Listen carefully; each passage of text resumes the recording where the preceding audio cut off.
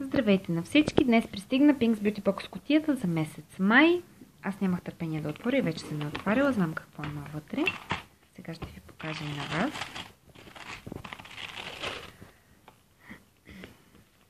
Първото нещо, което може да се падне е слънцезащитен шампуан на Лакме.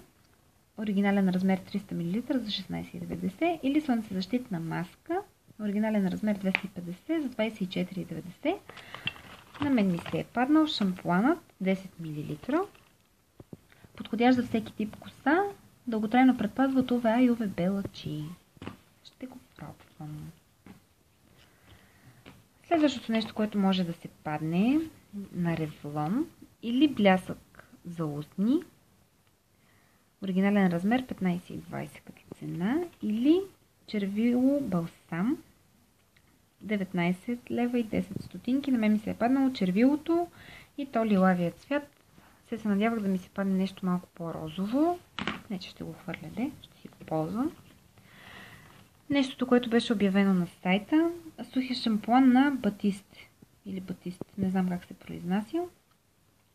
Любимо и ефективно средство за бързо освежаване на косата между измиванията. Ето го. 50 мл, иначе 200 мл е за 6,85. Ми се струва скъп. Fancy Witch протектор за четка за грим. Оригинален размер 15 броя 14 лева. Не знам доколко това нещо ще е полезно. Ще го пробвам. Сапунче от All Nature в оригинален размер. На мен ми се е паднал ружа и розова вода за омекотяване. Кожата остава гладка, стегната и мека по естествен начин, без силикони, парабени, парафини.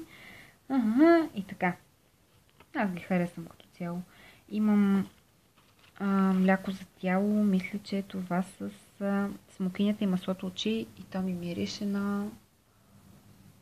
Както ми мирише и това червило всъщност. Той има ментов аромат на бомбони за кашлица. Не ми харесва като че ли. Не, че като че ли не ми харесва. Така, на Буржуа. Перфекция си крем. Оригинален размер 30 мл, 18,39. Мостричката, която ми се е паднала. 0,95 мл в цвят 32. Светло-бежово, което светло-бежово на мен може да ми е тъмно. Ще видя. Така, на Буржуа лак за ногти. Осигурява интензивен цвят до 10 дни. Много симпатичен син цвят. Много ми харесва. Ще видим дали ще издържи 10 дни. Както обещават. Последното нещо е талон за отстъпка. Минус 10% за четки за грим от Fancy Witch. Не важи за комплектите. Ето ги четките. Аз ги разгледах на сайта им.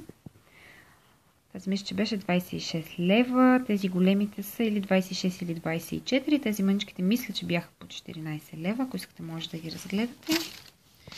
И това е. Празна ми се струваше кутията.